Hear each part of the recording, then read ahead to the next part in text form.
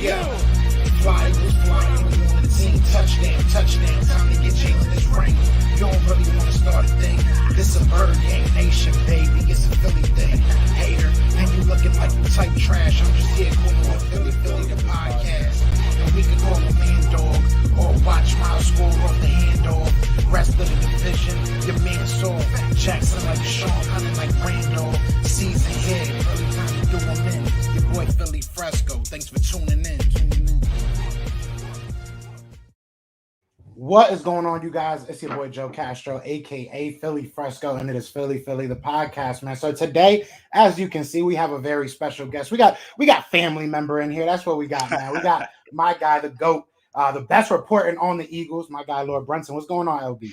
What's going on, man? How you feeling, man? Thanks for having me, man. And thanks for being patient with me with my debacle. I know how it goes, man. It's all good. I'm good, man. I can't complain. Cannot complain. It's a beautiful day out here, and hopefully Sunday will be a beautiful day as well. But let's hop right into this, man. So I really just wanted to gauge the temperature over there for Lord Brunson and Bully Land, right? I wanted to see how you was feeling. We talk about this on Twitter. We go back and forth. But just overall, right? We're what used to be the quarterway mark of the season. We're 4 games in. How do you feel about this Philadelphia Eagles team thus far? Thus far, I'm kind of 50-50 because when you look at it, we've had 2 above average games from our offensive coordinator, and we had 2 above average games from our defensive coordinator. But the other 2 games were below average from both coordinators, both sides of the ball. So, I mean, this is the odd game. This is the 5th out of the 4. What's going to happen? Are we going to have 2 more good performances, or are the last 2 bad performances from the defense going to stay with us and linger on? So, I don't even know what to expect on Sunday, but I think we do have some things that are promising that we could look forward to. So in a nutshell, right now, I'm going to just say I'm 50-50. And it's no positional thing. It's more of the coaches for me that I'm unsure about. Yeah, that's the perfect way, and that kind of segues into my next question. But I do want to say I'm right there with you. Throughout the whole offseason, I think me and you were going back with the Hurts situation. Yeah. The whole thoughts on how this team was going to be. I've kind of tried to stay on the fence because I didn't want to get my hopes too far up.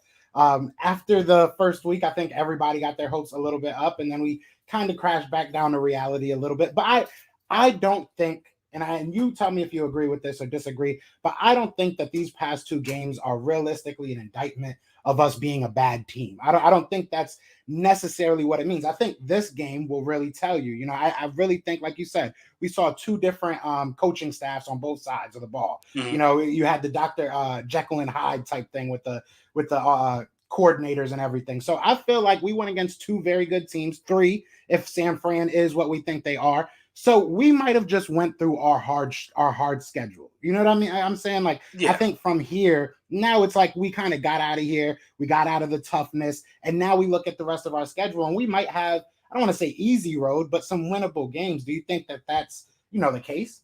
Yeah, I do think that's the case. I mean, we haven't played, Washington yet. We haven't played the Giants yet. We always look forward to these meetings with Dallas, but Dallas seems to be a much better team this year. But I will say this, man.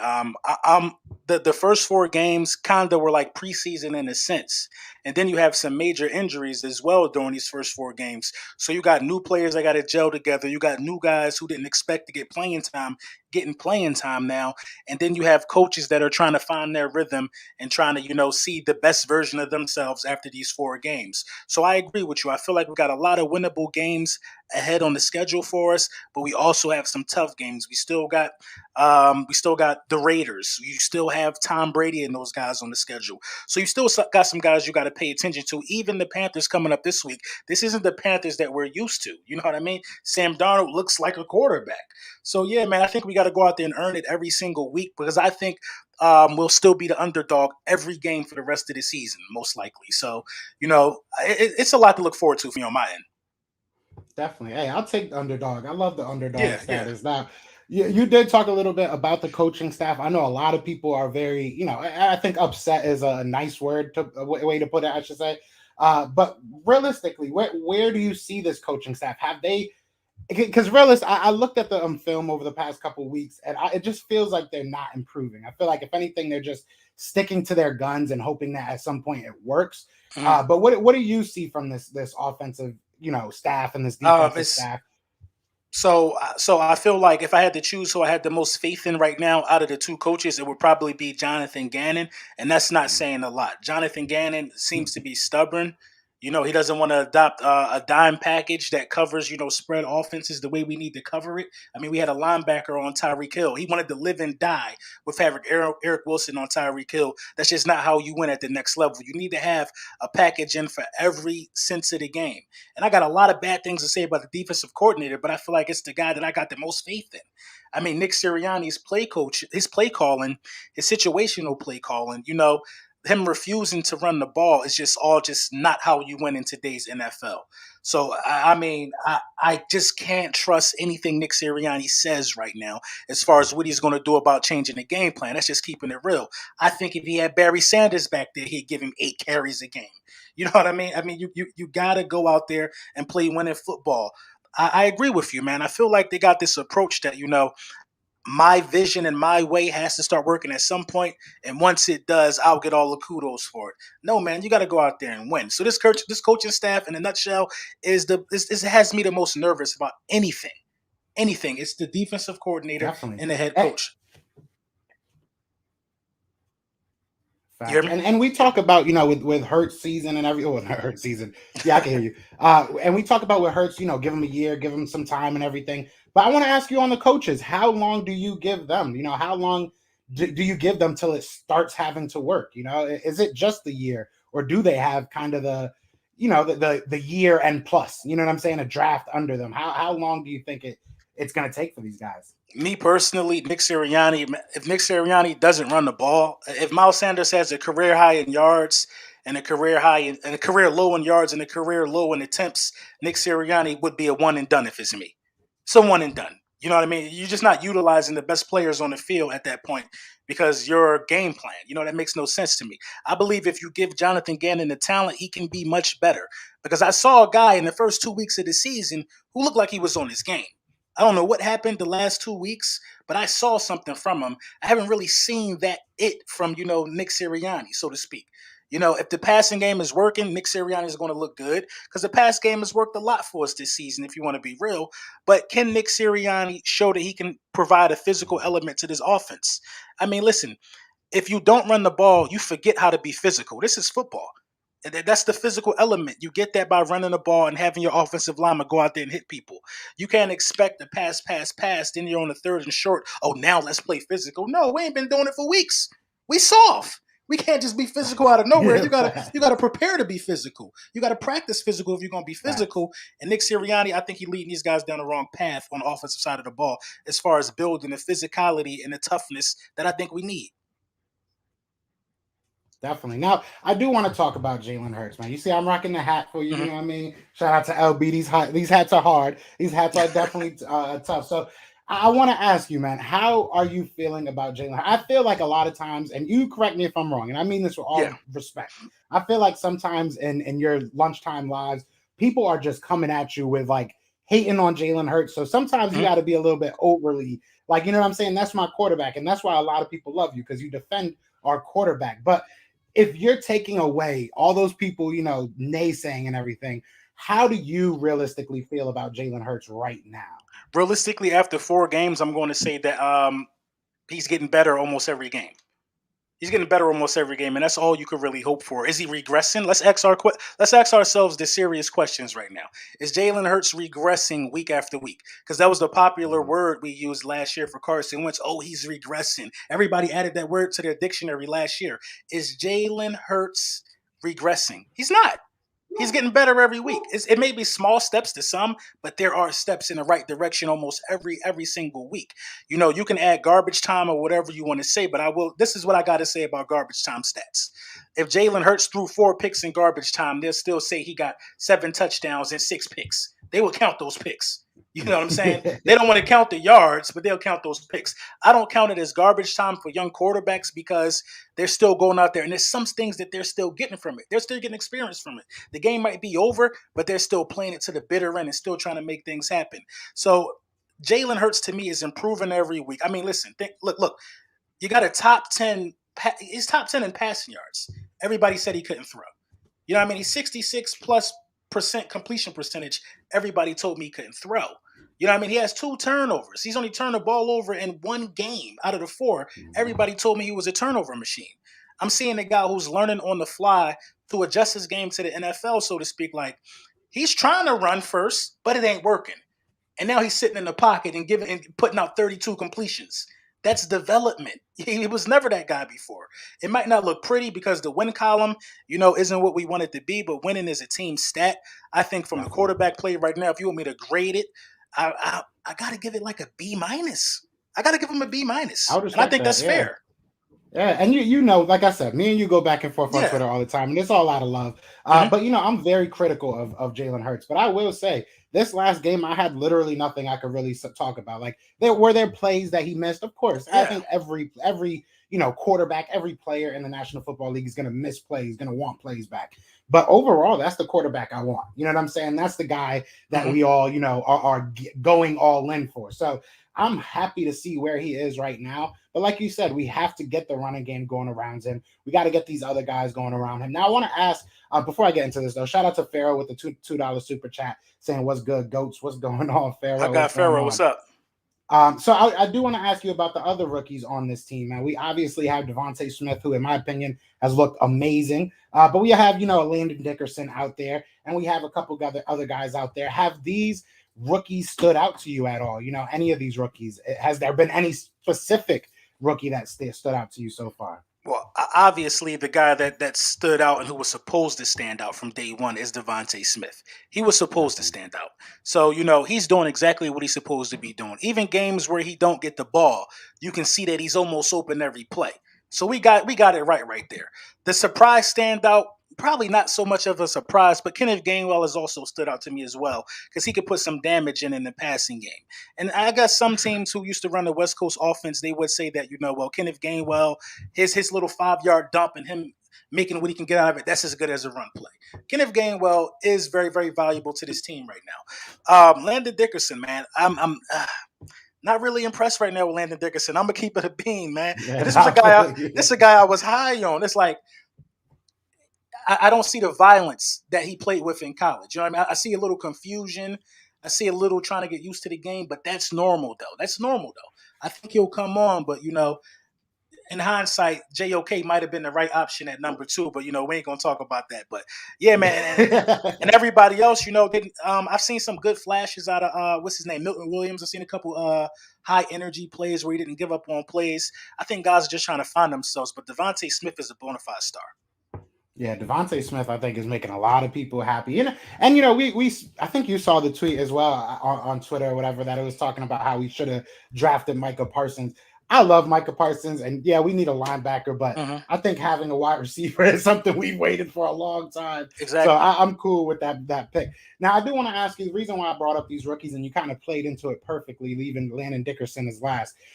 This week, we do have Jordan Mailata coming back, right? We've seen that we obviously have Landon in there, and we have Nate Herbig in there. Now, the question becomes, without Lane Johnson, who do you put at that right tackle spot?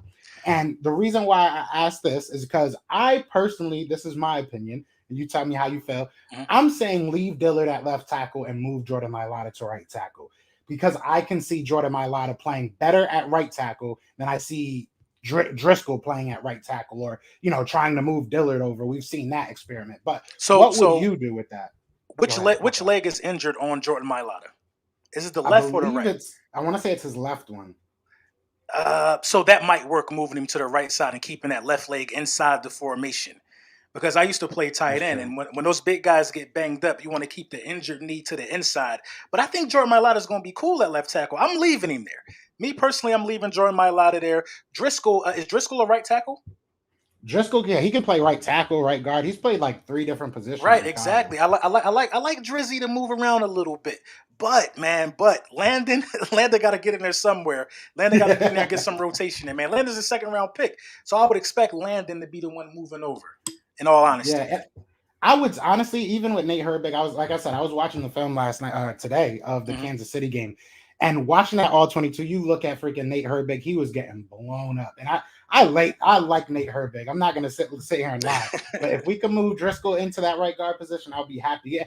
And I said this even prior to the season that I kind of felt like the Eagles would win if they were able to keep Andre Dillard at that left tackle and move Jordan Mailata. I just see more versatility out of Jordan Mailata. It might suck because Jordan Mailata might be a better left tackle than Dillard, but I just feel like you want to put all your best players out there. So I don't know. We'll see what happens. We'll definitely see. And with our seasoned vets on the offensive line missing a lot of time, this is an opportunity for some of these young guys to open some eyes and possibly do what Mailata did, get a big contract. Because I don't see Brooks coming back.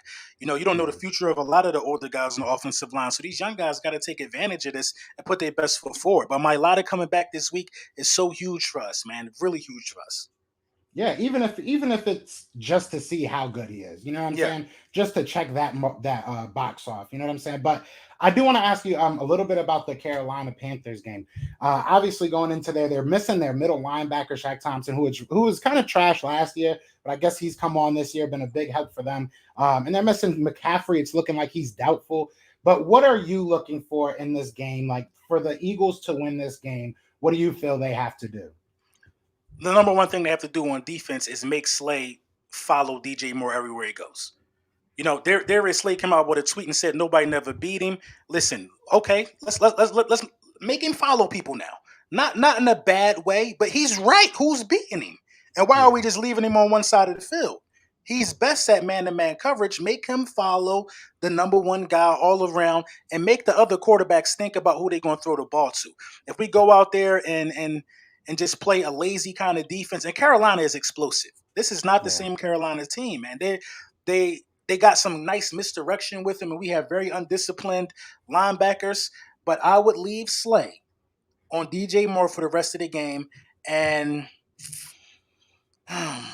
I would blitz Darnold a little more. I would blitz Darnold a little bit. It's still Sam Darnold to me in my eyes. And you gotta have a couple more games like that. I would blitz Darnold a little bit, and that's just on the defensive side of the ball. And of course, on the offensive side of the ball, we gotta get Miles Sanders like 15 touches. We gotta make people scared of our play action and our RPOs at some point. You do that by handing the ball off. So call his number. Don't call an RPO. Don't give the decision to Jalen to keep it, run it, or give it to Miles. Call his number. This play is for Miles. You know what I mean? And I think if you do some of those things, you'll have much more success, especially in the red zone. Yeah, and if you look at this defense, penalties. Penalties. Oh, yeah. Yeah, bro. The most penalized team in the NFL, man, right? Cut the penalties down at least to half, please. Just give me half, and I think we'll be able to win this game. Even at half, we might be in double digits. It's been ugly this year. It's crazy. Right. But, yeah, I agree, man. Look, I think that defensively we have – you said it perfectly. We're very undisciplined. And with the linebackers as bad as they've been, just send them. They're literally giving you nothing in the pass game. So just send them. They're not filling their holes. They're not really them having to make that decision between if it's a run play or a pass play is not something that they can do. And that's just apparent because they freeze up and they stop at the at their spot. So you got these guys 5 or 6 yards already off of the line of scrimmage, which makes no sense. And then on top of that, they don't attack once they see the ball go to the carrier. So just send them. Just go ahead. Just send them. It doesn't matter if they're not going to pass. Be a good pass coverage option. Just send them. Just go ahead. Mix the unit up. I mean, come on. We can't. Listen. This unit of linebackers ain't giving us nothing. Give me Sean Bradley for a game and Davion Taylor. Just let me see what somebody else got because I know what I got out of the combination of Singleton and Eric Wilson. No coverage. I know what I got out of that combination. Mix it up with something, man. Just don't Nathan Garius. Don't do that. Don't Nathan. Don't say that. Yeah, don't Nathan Don't Garius. Say it, LB. Don't say that. I'm saying because we knew Nathan Gary was struggling, but we didn't give him no help. Yeah. So we're just gonna leave these guys out there. Let's help them. Just keep letting them get beat up. And exactly. And I like Davion Taylor. I love if you watch when Davion Taylor's in the game, there's a play that's made. Usually, when Davion Taylor's in the game because you can hear his name because he makes a play. So you have these younger guys making plays. They're healthy. What's the risk? I don't see the risk. But offensively, I agree with you 100%. We have to just call Booby's number, man. And call Booby's number, but also utilize these short passes as kind of the passing game as well. I mean, as the running game as well. You got a Quez Watkins that can take a quick little bubble screen for 90 yards. Utilize them. Same thing with Devontae Smith. Devontae Smith is usually 4 or 5 yards away from his, cornerback by the time the ball snapped. Like he's got that type of separation. So Yeah. why not utilize this type of stuff? So it comes down to coaching. It really it comes down to coaching for me. They got to use the players they have. But we have a couple people before we get out of here. We have a couple people that wanted to ask questions. I just basically said whatever, we'll do it. So one of them named is Salty, of course. And he wants to ask us, do you think Gainwell could be the guy at the end of the season? I feel like he's just producing more than Miles. You want to go first on that? I think when they drafted him, I honestly, I'm starting to feel like that it was to see if he can replace Miles so they don't have to pay him. I think Gainwell he does add a different dimension to the offense with his pass catching ability, but I just don't think he can run as explosive as Miles can. I mean, once Miles picks a hole and goes, it's kind of hard to tackle Miles Sanders. So I think you got a real nice 1-2 punch. So right now I'm going to say no. I don't think Miles can, I don't think Miles can lose the game ball right now. Yeah, I'll say this much. I know that we have to pay Miles pretty soon. I think that would probably get him off this team before Kenneth Gainwell will. I agree with you 100%. I think they're both very good players. I love what I'm seeing out of Kenneth Gainwell. Don't get me wrong, but Boobie's got that. He's just got that quick burst. Once he's there, it's over. You know what I'm saying? So I 100% agree. Now, somehow a Cowboys fan snuck in here, and he said basically, Carlos Holloway, shout out to him. He said, I'm a Cowboys fan, but do y'all think we showed y'all how y'all can beat the Panthers? Also, CMC isn't playing. So do you think that the Cowboys gave us a roadmap on how to beat these Panthers? Hell yeah. Yes. If you look at the way Dallas manhandled them, physical football, Zeke wore them down. Yes. That's how you beat 90% of these teams in the NFL. If you got that type of offensive line and you play that physical, yeah. But are we going to do that, though? Are we going to let Miles go out there and get dirty and just run 20 times, start hitting people, getting collisions? I mean, yeah. The sad answer is probably no. I'll be right. The blueprint was marvelous, actually. So shout out to the Cowboys.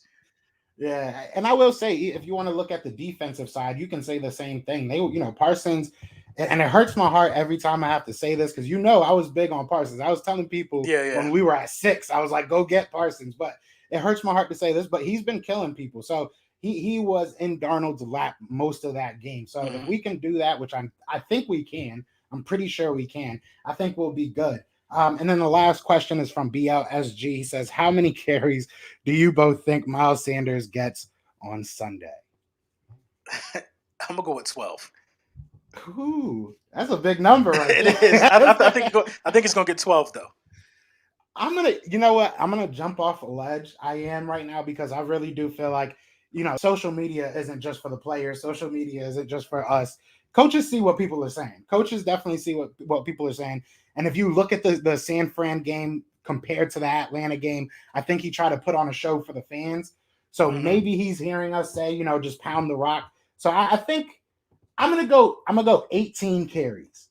And I'm gonna say that he gets I'm gonna say he gets around 22 touches. How you gonna tell me my number big?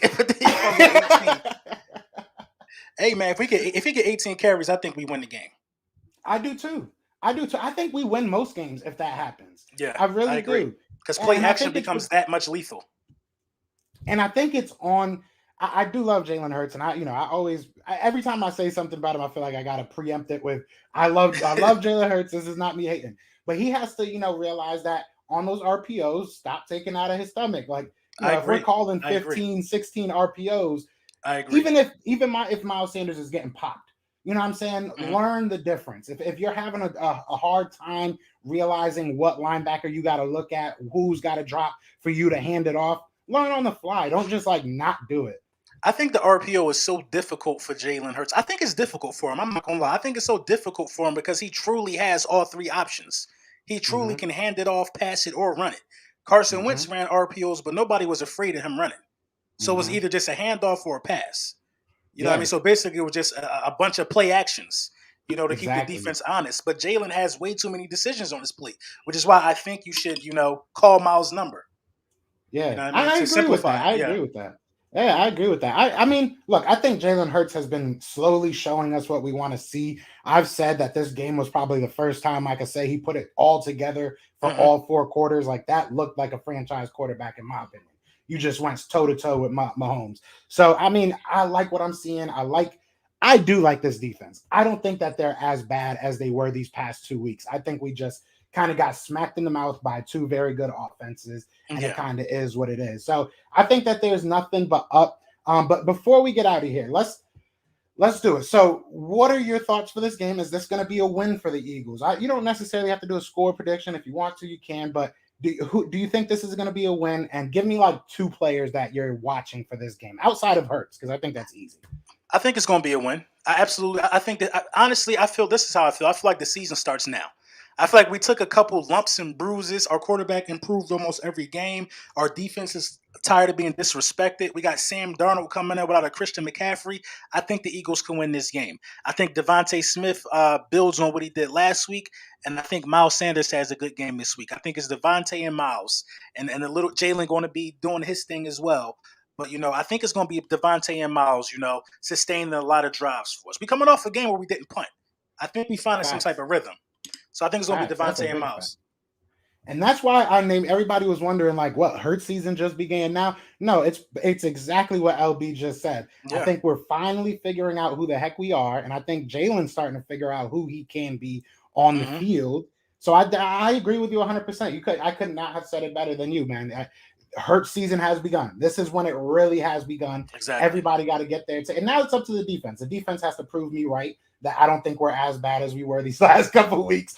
So hopefully they do. Fingers crossed. But LB, man, I appreciate you coming on here, man. You already know, bro. It up for a little bit, man. We're gonna do this again. But for the maybe two people that might not know who you are in the world, just let them know where they can find you, brother. Yeah, man, just put in Lord Brunson. You could just Google it, I think, at this point, and it'll pop up. Or you can find me on Twitter at Lord_Brunson. Yeah, or you can probably just put in Brunson and find me. But yeah, I'm on YouTube. I'm around, man. I'm around. You know what I'm saying? Yes, I appreciate you for having me, bro.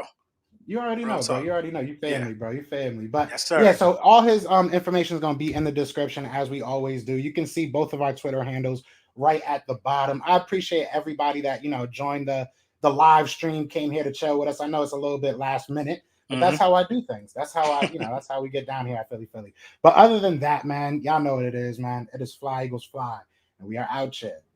Peace! Eagles everywhere. This is for you. Fly Eagles fly on the team. Touchdown. Time to get Jalen this ring. You don't really want to start a thing.